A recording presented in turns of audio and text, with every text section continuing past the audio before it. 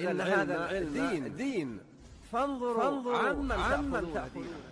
Bismillah walhamdulillah wassalatu wassalamu ala rasulillah wa ala alihi wa ashabihi wa man tabi'an bi ihsanin ila yaumil wa ba'd. Ikhwatal iman rahimani wa rahimakumullah. Salah satu bentuk tarekat sufi yang apabila mereka menyangka dirinya sudah berada di tingkatan tertentu, tarekat tertentu, cara beragama tertentu, maka mereka kemudian mengatakan semua perintah-perintah syariat yang diwajibkan kepada mereka itu sudah gugur. Di antaranya zaman rahmatullah adalah syarat salat. Dengan tingkatan tersebut mereka sudah mengatakan kalau saya sudah tidak salat lagi, karena saya sudah langsung beribadah kepada Allah Subhanahu wa taala. Dan ini sering kita dapatkan di antara mereka. Bahkan ketika salat Jumat zaman rahmatullah, untuk lari dari sholat Jumat tersebut, agar mereka bisa meninggalkan sholat Jumat tersebut, mereka pun kemudian mengatakan, saya tadi sholat Jumatnya di Mekah, di Madinah, melalui dimensi tertentu, pintu lorong tertentu seperti Doraemon, ya mungkin film-film kartun anak-anak dahulu, sehingga dia bisa menembus langsung ke Madinah. Maka inilah zaman rahmatullah, di antara bentuk banyolan, di antara ilustrasi rusak, logika rusak yang ada pada orang-orang yang belajar tarekat sufi tertentu. Bahkan zaman rahmatullah subhanahu wa ta'ala, saya pernah berdialog dengan orang sufi, dengan orang tarekat yang mempelajari tarekat. Dia mengatakan salat itu hanya cukup dengan zikir saja. Misalnya kalau kita mengatakan subhanallah, berarti kita sudah salat. Alhamdulillah, kita sudah salat. Allahu Akbar, la ilaha illallah, semua lafaz-lafaz zikir, kalau kita sudah mengucapkannya, itu berarti kita sudah sholat. Mereka berdalilkan zaman rahmatullah. Lihat bagaimana rusaknya mereka. Mereka kemudian mengatakan hal ini sebagaimana firman Allah Subhanahu wa taala, di mana Allah Subhanahu wa taala mengatakan aqimis salata li dzikri, dirikanlah salat untuk mengingatku. Maka cukup dengan mengingat Allah, maka Anda sudah terhitung salat.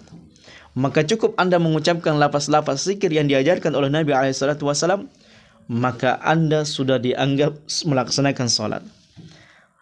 Lihatlah zaman rahmatullah, ketika seseorang itu mempelajari tarekat, mempelajari ilmu tasawuf, ilmu sufi, dari hasil meditasi, pertapaan, bahkan tidak sedikit zaman rahmatullah kita melihat ada orang itu mempelajari tarekat tertentu di pohon besar. Mereka bersemedi di pohon besar, mereka bersemedi di batu besar, mereka bersemedi di gua besar, atau bersemedi di ruangan-ruangan tertentu dalam rumahnya. Mereka meditasi seperti meditasinya orang Buddha dan Hindu. Kemudian mereka mengatakan, saya diilhamkan untuk begini dan begitu. Saya mendapatkan ilmu dari Nabi Khidir. Saya didatangi oleh Nabi SAW. Atau dia mengatakan, saya langsung bermunajat kepada Allah. Inilah zaman rahmatullah. Bahaya mempelajari tasawuf. Bahaya belajar mempelajari tarekat. Bahaya mempelajari ilmu sufi. Padahal zaman rahmatullah subhanahu wa ta'ala, kalau kita ingin melihat dalam Quran dan Sunnah Nabi SAW, sungguh perintah salat adalah merupakan perintah yang agung. Dia adalah merupakan ibadah yang paling besar setelah syahadatu an la ilaha illallah wa anna Muhammadar Rasulullah. Bahkan tidak main zaman rahmatullah, ketika Allah Subhanahu wa taala merintahkan Nabi alaihi salatu wasallam untuk salat, maka Allah Isra Mi'rajkan Nabi alaihi salatu wasallam. Dan lihat Nabi kita alaihi salatu wasallam. Kalau kita ingin melihat Nabi alaihi salatu wasallam dengan salatnya, maka sungguh sangat luar biasa.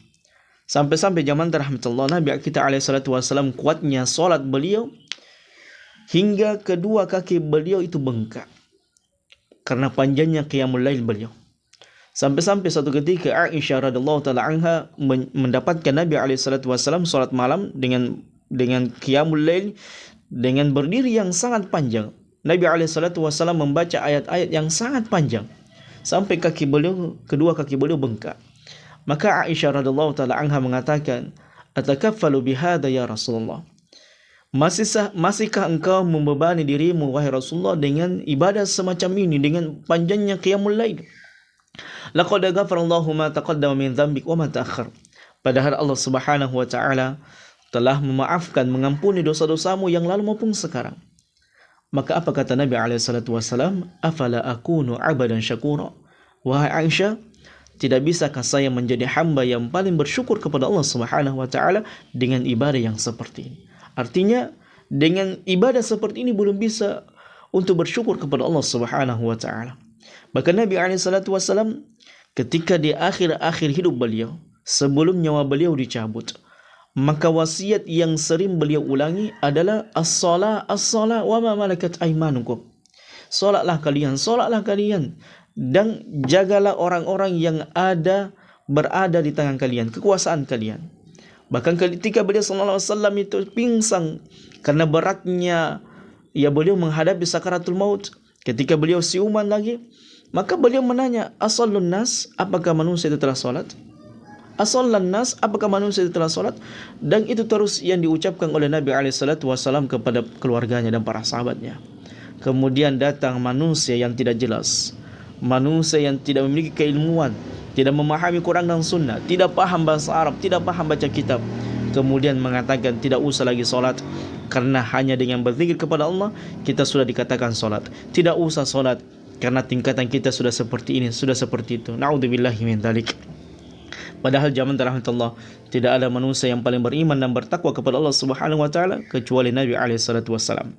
Tidak ada manusia yang paling mengetahui tentang Allah Subhanahu wa taala kecuali Nabi alaihi salatu wasallam. Bersamaan dengan itu, Nabi kita alaihi salatu wasallam adalah orang yang kuat ibadah salatnya, orang yang sangat menjaga ibadah salatnya, orang yang panjang ibadah salatnya.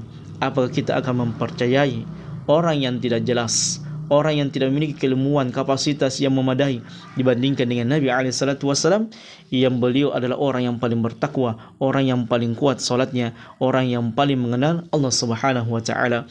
Maka ketika kita beragama, gunakan akal sehat, gunakan hati yang bersih untuk mempelajari Quran dan Sunnah Nabi SAW sesuai dengan pemahaman para salafus saleh, dan ambillah ilmu tersebut dari orang-orang yang benar-benar beragama di atas agama Nabi SAW, bukan dari orang yang tidak jelas, mengajarkan yang tidak jelas sehingga kita beragama tidak jelas. Hadza wallahu alam bissawab.